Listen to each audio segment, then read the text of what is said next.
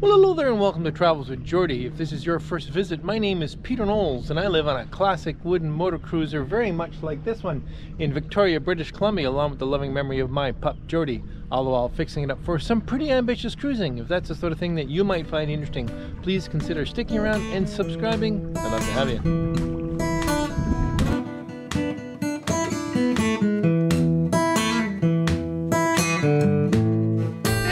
We're carrying on with our Southern Gulf Islands cruise.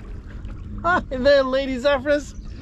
And we've had a lovely time. We're here at Portland Island just now, but of course we'll have to jump back in time to pick up where we left off last time. And we've just had a fantastic time, but there's been a fair amount of crisscrossing back and forth across the islands this cruise, and again we'll let you know what that's all about very shortly, I believe. Well, I'd also like to take a moment to send a big thanks to my Patreon and PayPal supporters. I'm really grateful for your support for the show. Thanks so much. Let's get going on this one. And well, we've been in Nanaimo a couple of days. Absolutely fantastic weather, and we've been just wondering if the wind is going to settle enough for us to head up to Jedediah Island, which of course is across the strait. So we do want some pretty decent weather for that, and the forecast does say it's going to slow down a little bit. Anyway, well, we're off in just a few minutes.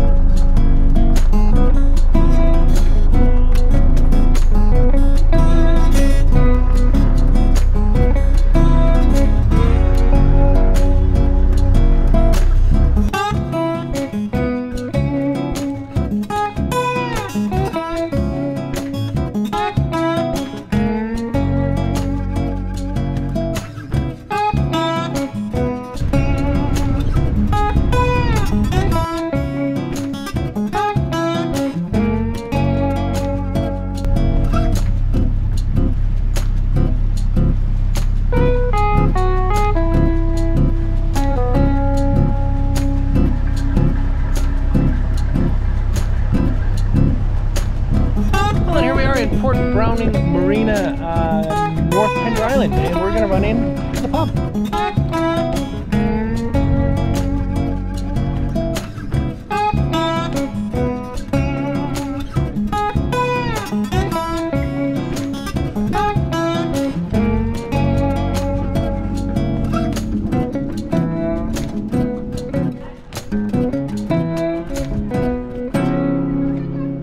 And cheers. Cheers. Fat tug for me. What are you having? Wine Pilsner. Wine Pilsner, which is basically our standard. Cheers again. Cheers again. I can't resist.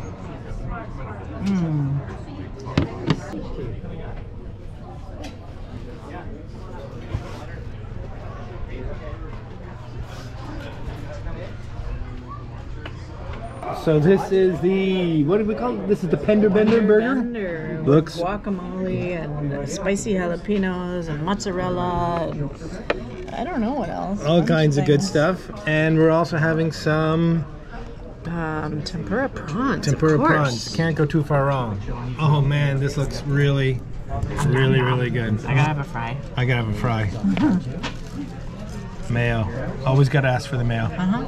This is okay, right? I like this.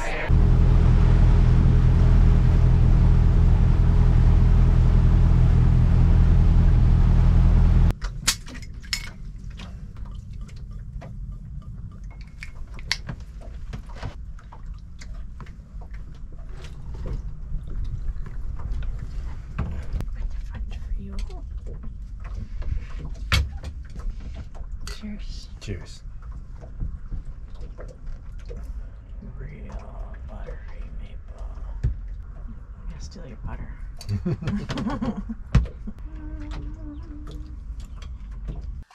There you go. Have fun. Dog your own paddle. How's it feel? Sounds like a little wrecky boat.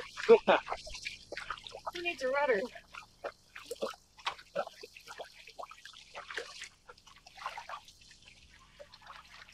This is Lady Zephyr's first paddle in her new teeny tiny kayak. She's been an expedition kayak guide for much of her adult life, and just finally had to sell, didn't have to, but chose to sell her great big huge expedition kayak and buy a teeny tiny, what she calls a recreational kayak. But I think she's really going to enjoy it because it fits on the cabin top so nicely. Well, hello there. We're at Winter Cove on Saturna Island, one of our favorite spots, and we just had a fabulous day here today, kind of goofing around. Lady Z got to take her kayak out, her new kayak for the first time, and we did some dinghying about. We're just going to head over here. That gap you can see over there is actually called Boat Pass, and it's kind of fun because it's, well, I can't seem to steer. It's kind of fun because there's a very, very narrow pass there into a relatively strong current, and it's not running strong now, but it's kind of fun to watch when it's really going. Anyway, just gonna go for a little evening walk and a little evening putt around in the dinghy.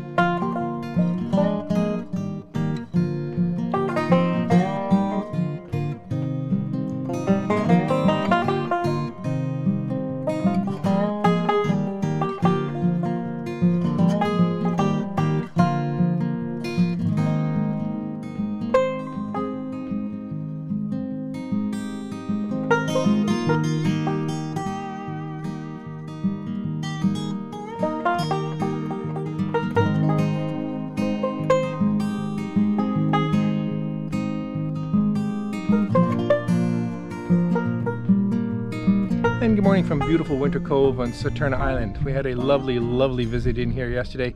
Got to do some dinghying and kayaking around, as well as an absolute fabulous sunset dinner.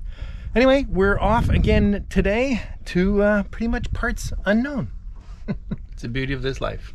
Let's go.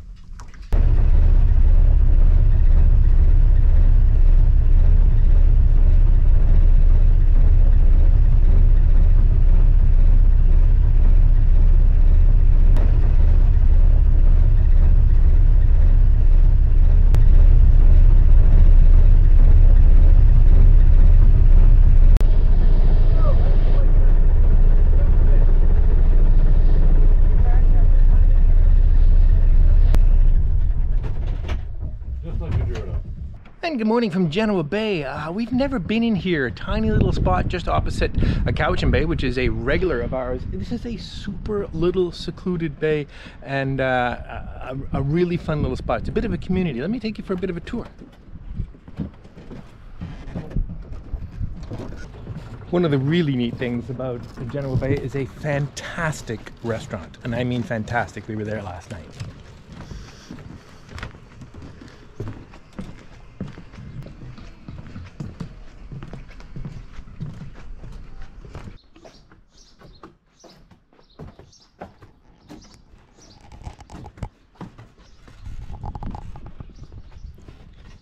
Well, I'm down in the engine bay of MV Zephyrus. This is the now famous Perkins 4236 that we put in here a couple of years ago, and it's been running great. What happened coming over here today was we just heard the fan belt squeal just a little.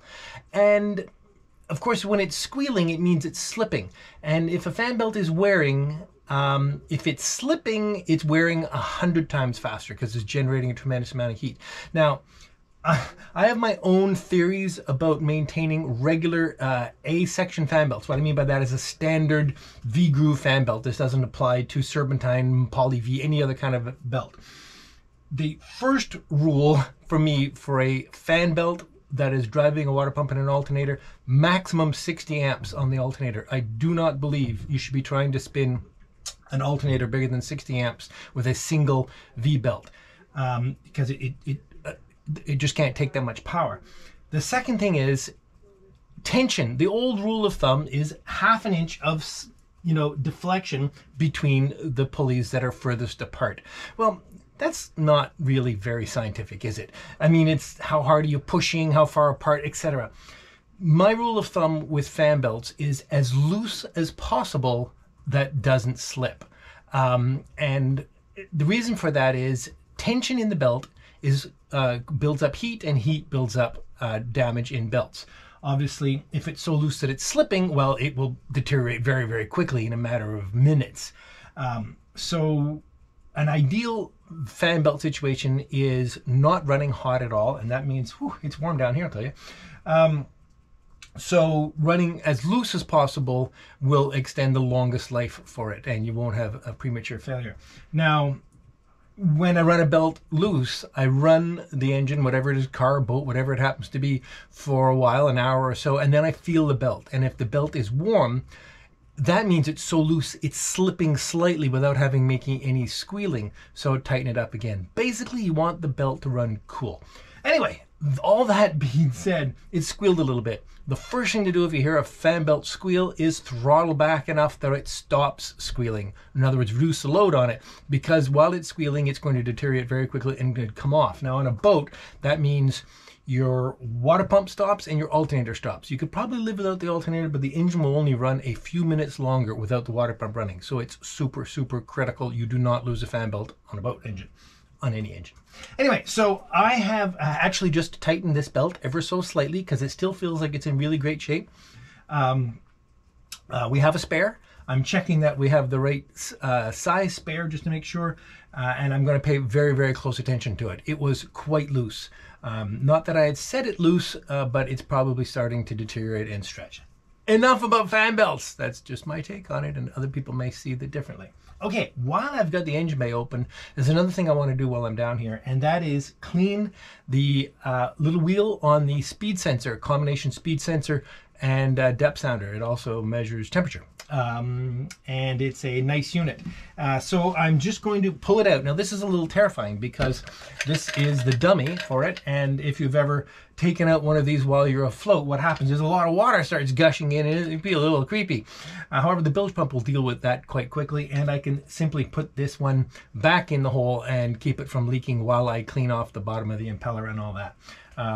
So that shouldn't be a problem at all. I'm just going to put just the slightest bit of lubricant on this. I would normally use my favorite fluid film, but what I'm actually going to use is a little bit of conditioner because it's the mildest, most gentle, non-petrochemical lubricant I can easily put my hand on right now. Okay, that should work out just great. So I'll let you watch because of course it's going to be entertaining. So I've wired this in properly. So the first step is to cut the wire. Get that off. There we go. Okay, the next thing is to remember that this arrow has to always face forward when I reinstall it. So we'll wind up the cap here. Now this particular through-hull transducer actually has a little, what they call a valve, that will somewhat reduce the amount of water that comes gushing out of here, but we'll see how well that works. It did drastically. I heard the valve shut too. All right, there we go. Piece of cake. And now we can clean the bottom of this, which is pretty gummy. Not that bad, actually. Anyway, toothbrush action here.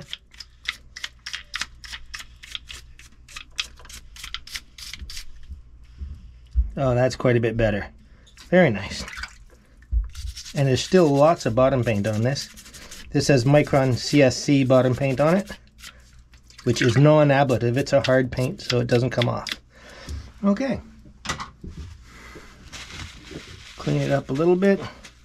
There's still plenty of silicone grease on these O-rings that I put on when I installed it.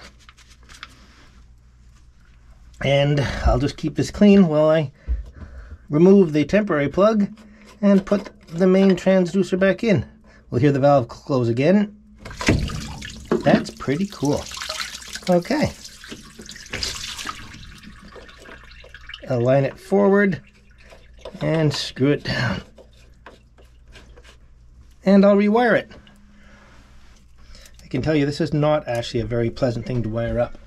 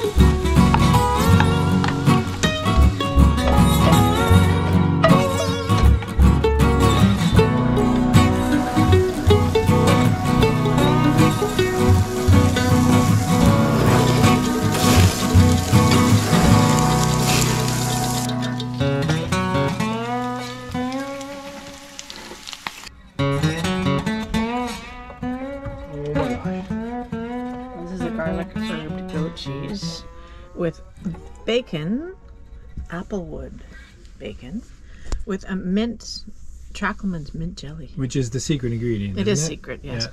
And then there's the spicy lamb burger. And underneath that is the caramelized onions on top of course, mayonnaise. Good old mayonnaise. All right, well, cheers with the secret beverage. That is so tasty. Okay. God. Okay. Here we go. Spicy. Well, hello there and welcome to the Travels with Geordie Beer of the Week. Coming to you this week from... Pirate Cove. Is it pirate or pirates? I think it's pirate. It's pirates. It's pirates. Anyway, so now we know it's Pirates Cove. When we've been here a couple of times already this season, because we've been back and forth a little bit, which we'll get into in a bit. Let's get straight to this. Oh, this. Another ginger beer. Now, a few people had mentioned that. Well, can I do this? Yeah, sure. You can get. You have to get remarkably close because it's a GoPro. Ginger beer. When we did that other ginger beer the other day, a few people pointed out that there's another great alcoholic ginger beer, and lo and behold, we were able to find it. Krabby's ginger beer, which you've had before. Yeah, well, don't give that away. Oh, okay, sorry. I've never had it. I've never had it. In the last week. Well, anyway, I'm really looking forward to this because, especially on the recommendations. It's really good. I'm looking forward to that. Well, we've been all over, haven't we? We're kind of all over the map. Kind of all over the map, crisscrossing back and forth. Over to the mainland, back over here again. And that's because of a little upcoming announcement or project or secret, or I don't know what we're going to call it, but we'll have to talk about that sometime in the not too distant future. Is that what you call like a cliffhanger? Is that a cliffhanger? I don't know if that's a cliffhanger. Or a teaser? Anyway, or a teaser. I guess that's what that is. Look at this. This just about does it. Ooh. All right. Nice color, eh? Krabby's ginger beer. I absolutely love the look of this. Ginger beer. Cheers. Wow. That's awesome. Isn't it? It's different. It's not as hot. It's not as spicy. It's not as spicy. It's very gingery. Yeah, and it's almost maybe almost like a gingery apple cider sort of feel to it a little bit. Yeah. Is it apple cider? No, it's just ginger. No, but it reminds me of a very gingery apple cider. Anyway, very, very good, and we'll have to make sure. 6 weeks steeped in real ginger. Excellent. Well, I like that. We'll have to keep several bottles of these as well in inventory. Yep. Nom, nom. Okay, let's jump right into the paperwork. Last week's winner of a Travels to Geordie t-shirt is Braith Miller. Congratulations, Braith. Sorry, got a little ahead of myself. And shoot me off an email at swag@travelswithgeordie.com and we'll get you set up. I'd like to thank and welcome 2 new Patreons. John Hooge, H-O-O-G-E, and what a mess. Oh, that last week. McMahon. And I was put straight on it. Again, apologize for that. Anyway, let me try again. Thanks so much, John Hooge, H-O-O-G-E. Hooge, as well as Aaron Paul Sandland. Thank you both ever so much for coming aboard as new patrons. I'm very, very grateful. Welcome. And a new supporter through PayPal, The One More. It was all one word, and you can imagine what I tried to do with pronouncing that until I realized it was 3 words. It was the one. Anyway, you know who you are, and yes, I'm very. Thank you ever so much for your support. Cheers. Cheers. Well, we've had some awesome weather. We've had some not so awesome weather, but it hasn't really mattered, has it? It's all been good. We had a chance to have pizza in the rain. Right, pizza in the rain. Not literally, but you know. And we've had some great food, some of which we've got to share, but only a fraction of it. Somehow I'm not getting to film as much of it as I thought I might. But it's all considering good. we eat like 3 times a day. It's hard to get it all. And everything is absolutely delicious. I don't think you want to see it all. No, definitely not. Anyway, we need to give these folks a word of the week. Well, considering what we're going to eat tonight. Am I allowed to say that? Yeah, what order is this in? Did we already eat it? I think we already ate it. Well, yeah. I don't know. I can't remember how this show works. I'm not the editor. That's right. Well, you've just watched us enjoy right here some beautiful spicy lamb burgers. Which I seem to be still hungry for. Because we haven't eaten yet. Thanks to the magic of computer editing, you've already watched it, and we're still mouth-wateringly looking forward to it. They are so spicy. Spicy! So, there you go. Spicy lamb burgers. This week's word of the week is spicy. Spicy. You know what to do with it. Good luck. Cheers. Lamb burgers.